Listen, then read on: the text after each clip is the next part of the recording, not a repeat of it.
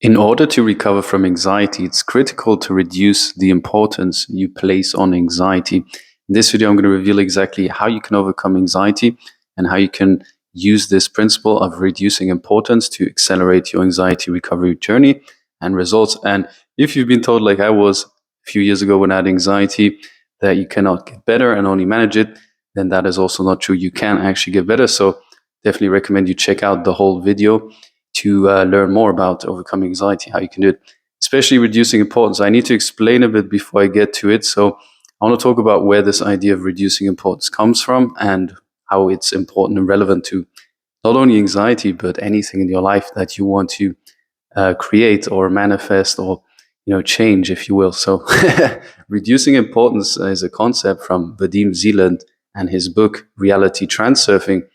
Vadim Zeland is a Russian quantum physicist that wrote this book about reality creation. It's very different to the law of attraction in that it's more of a empowered paradigm, whereas the law of attraction is more like forcing results, if you will, and using affirmations, repeating, taking massive action, and all this stuff. Which sure, it's great. Like we definitely need to take action, or actually, let's say sometimes law of attraction can miss the action, even where people feel like they just need to sit on the couch and just visualize and not take any action and their life will change, right? So reality transfer surfing is more of a power versus force idea. And now it's a pretty dense book. It's like 800 pages. I'm not saying you need to read it. It's definitely hard to get through. It's only for like seriously dedicated people that want to go through that book and study it in depth and that maybe have the time to do so. Either way, it's basically like reality creation.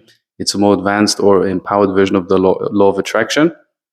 The law of attraction states that like attract like, that what we put out, we get back, So it's about energy, understanding, that energy is at the core of everything. If you look at me, for example, this physical matter is only a small percentage of physical reality and the rest is energy. It's like 99.99% energy, 0.1% matter. So football stadium, maybe a football would be physical matter and the whole football stadium would be pure energy in terms of like physical realities. This physical reality we perceive is actually almost like on a spiritual level, people say it's an illusion, right? Now, I don't want to scare you if you have anxiety that way. I remember spirituality sometimes used to freak me out with anxiety, and I had existential anxiety as well, where I was like almost questioning too much, It's like, oh, wow, what's the meaning of life? Like, it's all pointless. Are we just like matter? Are we just like a big bang explosion? Is there some deeper thing, So anyway, reducing importance comes from the idea that anything you put on a pedestal or you give too much importance to, you almost put it above yourself. You repel it on an energetic level. The simplest example is actually dating, whereby if you really want to date someone, you really want them to text you back, you really, you add in all this energy, this resistance. Can you feel this resistance? And Carl Jung said, what you resist persists. So everything you give too much importance, Vadim Zeland writes in his book, there's balancing forces in this universe that act to reduce any excess potential to create harmony and balance. It's almost like, I can't think of the word right now, but in physics there was this word of like, anyway, I can't think about it, but it's like a balanced state in between like motion and stuff. There's like balance and then the motion happens again, equilibrium, I think, right?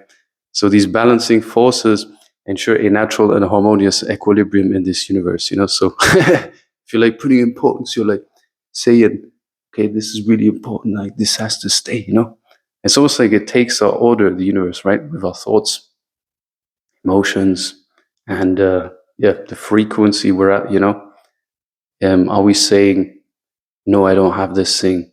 Am I resisting? Am I obsessing? It's the same with anxiety, right? These principles apply to anxiety as well. So if you have anxiety, what tends to happen, right? Most people, myself included back in the day, is they obsess about the anxiety. Anxiety is probably one of the worst experiences you have, an anxiety disorder. It comes into your life, it wreaks havoc in your life. It feels overwhelming. It has intense symptoms, crazy symptoms, where you definitely think like this must be something else. I must be going insane. I must be getting this health issue. I must be getting this. It manifests a bit differently for each individual. Some people have these symptoms to a greater degree. Some have others. For me, for example, it was blurry vision, just intense 24/7 anxiety, musical OCD. I'm trying to think back. It's been like 7 years since I recovered, so I always have to like go back in time, think what it was like, which I want that to be your reality as well, where you can say, oh, it's been actually 7 years since I've had anxiety. And when I say had anxiety, some people ask me, yeah, sure, like sometimes I experience the emotion of anxiety, but it's not like 24/7 like it used to be back in the day. 7 years ago, I had it for 3 to 4 years. Pretty much my whole life became anxiety, like I was feeling anxiety 24/7, having crazy symptoms, crazy thoughts looping, intrusive thoughts, obsessive thoughts, OCD, agoraphobia, fear of leaving the house, social anxiety, um, blurry vision, as I mentioned, floaters in my eye. What else? Panic attacks, heart palpitations, difficulty concentrating. What else? Let me think. Can't think of anything else right now. But there was an endless list of symptoms that was just insane. Okay. So what happens then is it's just so strong. Anxiety is one of the strongest emotions, and it's one of the lowest frequency emotions. It's not the lowest state. The lowest state is kind of like apathy, which is a pure depressed state of like not wanting to do anything at all, not being able to take action, feeling hopeless, like whatever you do, you can't change it. That's apathy, right? And that might also come along, so depression in a way, that might also accompany the anxiety. And is actually very common. When I had anxiety, I had depression as well, which was terrible as well. But it's normal, okay? Because you have anxiety, it sucks, right? So that's why you feel depressed about it. But one of the keys, actually, I would say the most important thing, and there's a series of things you want to implement to overcome anxiety, but the single most important thing is acceptance, letting go, i.e., reducing importance, right? So if you keep obsessing, resisting, and fighting the anxiety, you are putting too much importance on it. You see how, like, oh, anxiety, I must fix this symptom. How do I reduce this symptom? Now, what can I do to fix it? Let me Google it. Let me fight it. I don't want this to be here. Can you see how that makes it worse? It's a form of resistance, and what you resist persists. And may even grow in size. Carl Jung said, the legendary, person about psychologist, whatever.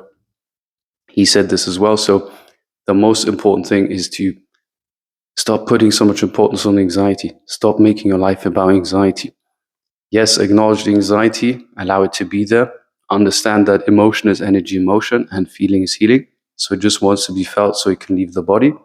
This is kind of like a little child that is just wanting your loving attention, It's like your own inner child screaming for help. And what you do, you just like slap the child in the face and it screams even more. Like, how? That doesn't make sense, like, how is that going to work, This comes from this old paradigm of like force, When I'm talking about this, what's coming to mind is this idea of power versus force, which also corresponds to reducing importance and letting go. You see, like most of us we're operating from force. We're trying to force results to happen.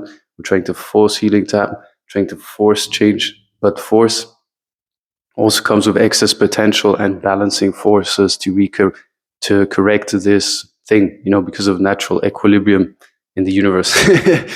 I know it's a bit esoteric and out there, but I find it fascinating, these different topics, and bringing them in.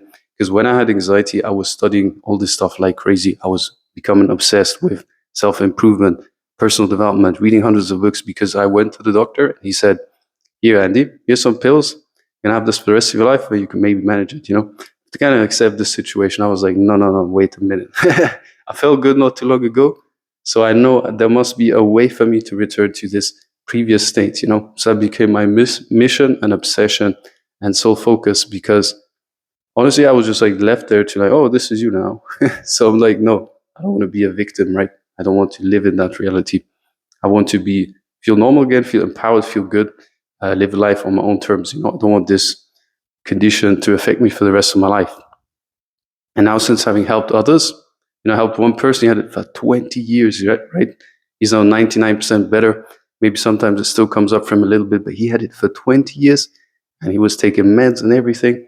And now he doesn't take meds anymore. He's like pretty much there, right? For 20 years, man. Imagine 20 years. Like, how long is 20 years? It's insane. And just from the same paradigm, okay? Now, I'm not saying that everyone's there. I've received some hate comments from people saying, oh, you're against therapy and medication. It helped me. Someone messaged me on Instagram. No, I'm not against anything. I'm against victim consciousness. I'm against telling people that you can't get better. I'm against ineffective methods. If someone helps you, something helps you, that's amazing. Do anything that helps you. Try anything that helps you. My videos are not medical advice. I'm not saying quit meds, don't do therapy. I'm not saying that, but I'm saying if it doesn't work for you, if it doesn't help you and you've had it for years, maybe listen to what I'm saying, because I've been there myself. I'm not someone that has studied it in a course or something. I'm someone that actually went through it personally, who personally struggled with it and got better and has helped others in a coaching context, right? By the way, if you want me to help you also get the same results, then you can somewhere below schedule a free discovery call. Now, this is not a free coaching call. This is a call to determine to see if I can help you and to see if it makes sense to work together. We'll map out the plan, and either way will be super valuable for you, I believe. Some people have just said those calls themselves are super valuable and already shifted something for them. So anyway, like the most important thing is reducing importance, okay? i.e. accepting anxiety, letting it go, going about your life, doing what you would do as though you were anxiety free. This is another kind of manifestation principle. Act as if you are anxiety free. What would the anxiety free version of yourself do? They would probably not sit at home and be sorry about themselves and, just, I don't know, I don't know, right? Like they would just face fear, courageously bold. See, courageousness is a higher frequency emotion than fear. In general, the kind of like emotional scale, if you will, you have apathy is the lowest emotion. Apathy, guilt, fear, lust, anger, pride, courageousness, acceptance, peace. Courageousness, acceptance, peace are the highest frequency emotions. These are the most empowered states. These are our natural states, prior to any conditioning. And it's actually a peaceful energy that we can tune into and tap into. What is blocking that peaceful energy is generally the lower frequency emotions we have suppressed within our subconscious due to our life experience. And this varies for everyone. Maybe we were raised in a household where there was a lot of emotional violence, Maybe we weren't shown love by our parents or whatever it is, everyone's different. But the fact is that life is kind of traumatic. Like you don't have to go to war or something or experience some crazy trauma to be traumatized. It can just be a small thing where your parents told you, shut up, don't laugh, don't smile, this is not funny. Say that enough to a child and they will develop a suppression mechanism and suppress their emotions. They'll push it down and they will, or develop even some kind of defect, right? Like where they tend to people please, or it can manifest in strange ways. Suppressed emotions manifest in our lives. It's almost like a self-correcting mechanism. You see, the way I see it is like life wants to grow, life wants to evolve. You could even go into spiritual ideas and philosophies right now of like the universe wanting to experience itself and grow and expand, etc., which also is for the mind hard to comprehend. But the way what I'm trying to say is that there's an inherent growth thing. It's like if you have an issue right from the past for whatever reason, doesn't really matter. It then manifests in your life experience, and so it keeps happening. So, and then it can kind of like frustrate you until you're like, okay, shit, I need to change something. It's like anxiety is a call to change something, to address something, to fix something, because it's off. Like your emotional guidance system is telling you by this intense anxiety, obviously, that something is wrong, which means there is an inherent wholeness. There is an inherent higher awareness that can witness and see these things from the background, because otherwise you would not be aware, right? And this is another thing that's interesting. Like if you think you're going insane due to the anxiety, that was one of my biggest challenges. I was like, okay, this is me. I'm definitely going insane, So the insane person is unaware of their insanity. The person that walks down the road talking to themselves is unaware of them doing so. Maybe they are even in a happier state than we are aware of. Maybe we don't know, right? So you are hyper aware. So you're not insane, okay? You're actually so aware that you're driving yourself crazy, but you're not insane. And you're resisting, you're not accepting the anxiety. And as you begin to do that, you implement the right principles. Anxiety recovery is inevitable.